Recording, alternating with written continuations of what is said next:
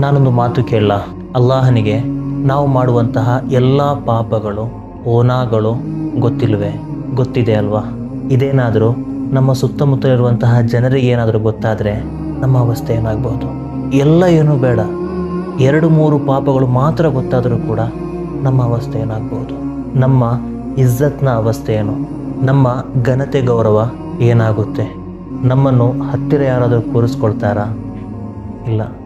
ಉಗಿಯೋದಿಲ್ವಾ ನಮ್ಮ ಮುಖಕ್ಕೆ, ನೀನು ಇಷ್ಟೊಂದು ನೀಚನಾದ ವ್ಯಕ್ತಿ ಅಲ್ವಾ ಅಂತ? ಒಬ್ಬಂಟಿಯಾಗಿದ್ದಾಗ ನೀನು ಇಷ್ಟೊಂದು ನೀಚವಾದ ಕೆಲಸ ಮಾಡ್ತಾ ಇದೆಯಾ ಅಲ್ವಾ ಅಂತ ಕೇಳಲ್ವಾ ಅವರು?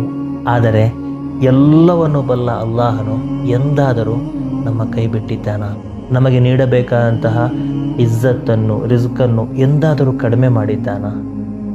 ಇಲ್ವಲ್ವಾ? ಆದರೆ ಅದೇ ಅಲ್ಲಾಹನ ಇಬಾದತ್ನಿಂದ ನಾವು ವಿಮುಖರಾಗ್ತಾ ಇದ್ದೇವೆ, ದೂರ ಸರಿತಾ ಇದ್ದೇವೆ. ನಮ್ಮನ್ನು ಹೆಚ್ಚಾಗಿ ಪ್ರೀತಿಸುವಂತಹ ಅಲ್ಲಾಹನನ್ನು ನಾವು ಕೂಡ ಪ್ರೀತಿಸೋಣ.